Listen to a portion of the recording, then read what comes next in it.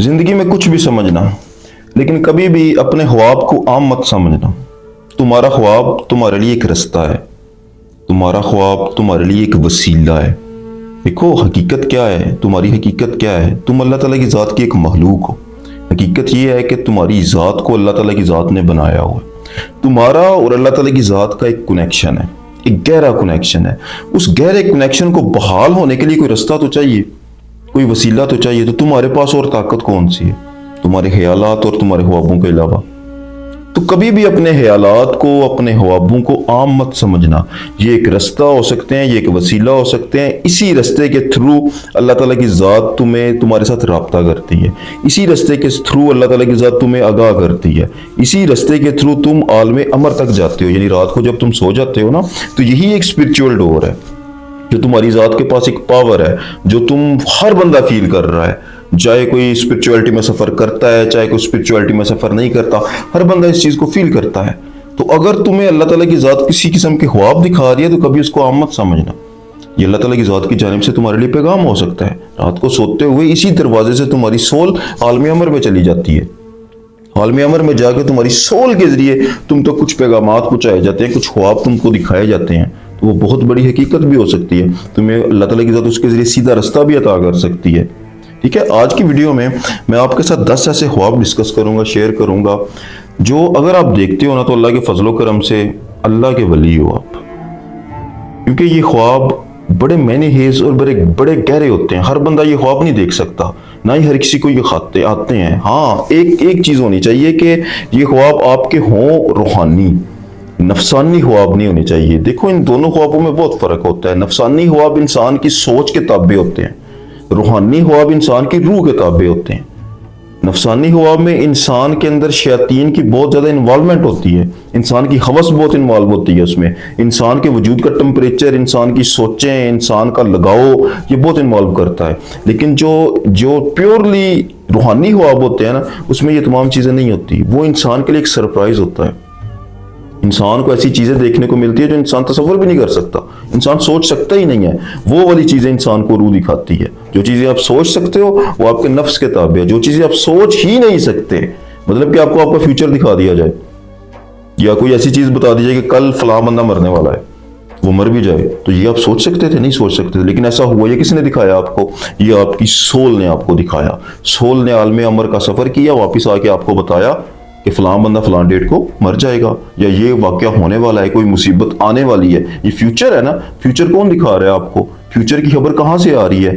Future की खबर इल्हामी है, आलमे गैब से आ रही है, आलमे अमर से आ रही है। इसीलिए फरमाया गया ना कि जब कभी तुम ऐसा इशारा देखो तो सदका दिया करो। सदका देने से बला टल जाती है। तो अल्लाह ताला की ज़ात तुम्हें तरीका भी बताती है कि सदका दे के इस चीज़ से बच जाओ। तो अगर तुम्हें रूहानी 10 ये ख्वाब आते हैं ना, तो अल्लाह के फजलो करम से आप अल्लाह के बहुत ही पसंदीदा और बहुत अजीज हो। सबसे पहला, सबसे बड़ा ख्वाब, अगर तुम्हारी ज़ात से मुराद तुम्हारी सोल की ऐसी अरवाह से मुलाकातें होती हैं जो अल्लाह की वली है, यानी औलिया इकराम की रूहें तुम्हें मिलती हैं ख्वाब के अंदर। कभी दाता अली हजवेरी मिल रहे हैं, कभी शम्स तबरेज़ मिल रहे हैं, कभी मौलाना रूम मिल रहे हैं, कभी इकबाल की रूह मिल रही है। तो अल्लाह के फजल करम से तुम्हारी ज़ात के अंदर फिर एक ऐसी सोल मौजूद है जिसने इश्क का जर्नी ज़िंदगी में करना ही करना है। उसके नसीब में रोज़े अज़ल अल्लाह ताला की ज़ात ने ये लिख दिया था कि ये इश्क का जर्नी करेगा, और आगे चलकर इसको अगर नसीब जागे तो अल्लाह विलायत भी अता करेगा। तो ये पहला बहुत बड़ा ख्वाब है। उसके बाद दूसरा देखो, अगर तुम्हें ख्वाब के अंदर पुराने सहीफे, कुरानी आयात और अल्लाह के इस्मा ये नज़र आ रहे हैं ना, तो अल्लाह के फजलो करम से तुम्हारे नसीब में अल्लाह ताला की ज़ात ने वलायत लिखी हुई है। क्योंकि इस्म जो होते हैं ना अल्लाह ताला की ज़ात के, विलायत होती क्या है, इसकी हकीकत है क्या? इंसान के वजूद का किसी इस्म के साथ जुड़ जाना, इसी अल्लाह के इस्म का, किसी अल्लाह की सिफत का इंसान के वजूद में पेवस्त हो जाना, और वो किसी न किसी इस्म की सूरत में होता है। आप किसी वली की दरगाह पे जाते हो ना, तो वहाँ पर जाकर लोग दुआएं मांगते हैं। कोई एक स्पेसिफिक जगह पे जाके कि इस वली की दरगाह पे जाके दुआ करो तो अल्लाह ताला की ज़ात रिज़्क में इजाफा करती है। वो क्या होता है? वहाँ पर अल्लाह ताला की ज़ात का इस्म अर्रहमान जिंदा होता है, यानी उस वली का वजूद उस इस्म के अंदर पेवस्त होता है। इसलिए उसके वजूद की बरकत से लोगों के रिज़्क में इजाफा हो रहा है, क्योंकि अल्लाह ताला की ज़ात की वो वाली सिफ्त उसकी ज़ात के अंदर जिंदा है।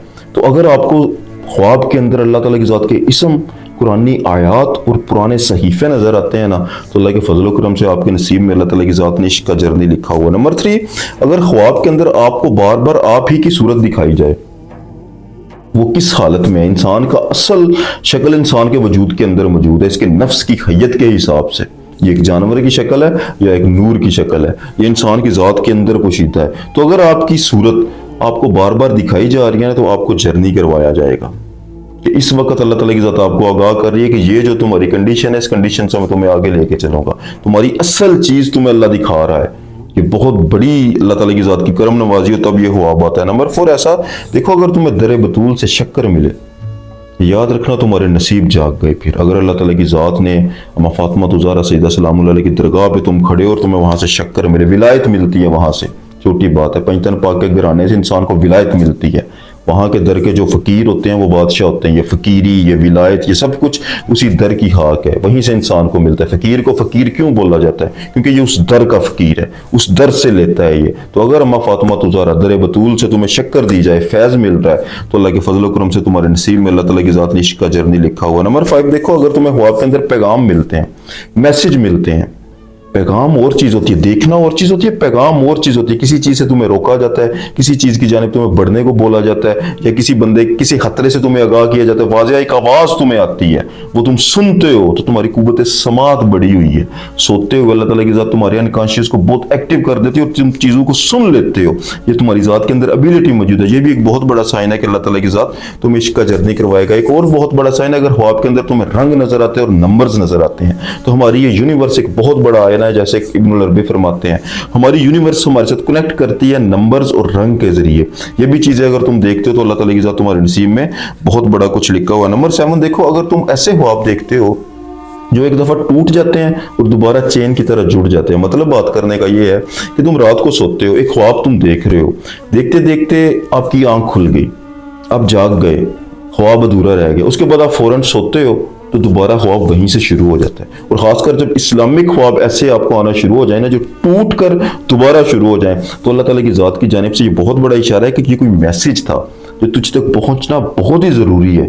پھر اللہ تعالیٰ کی ذات تم تک پہنچا کے چھوڑتا ہے، اسے رستے میں نہیں چھوڑتا. نمبر 8، دیکھو اگر خواب کے اندر تمہیں حج کروایا جائے تو اللہ تعالیٰ کی ذات تم پر بہت بڑا کرم کرنے والی. نمبر 9، یہ بہت ہی کم لوگوں کا خواب آتا ہے، بڑی اعلیٰ سٹیج پہ جا کے انسان کو یہ خواب آتا ہے کہ اگر تمہیں باب احمد میں داخل کر دیا جائے. یہ باب احمد جو ہے نا، یہ کہیں باہر نہیں آپ کو ملنا. جیسے کہتے ہیں نا کہ اللہ تعالیٰ کی ذات کو تلاش کرنا ہے نا تو اپنی ذات کے اندر کر. اگر تیرے پاس کوئی بڑی مشین ہو اور تو عرش بری تک جا پہنچے، وہاں پر بھی جا کے تجھے خدا نہیں ملنے والا.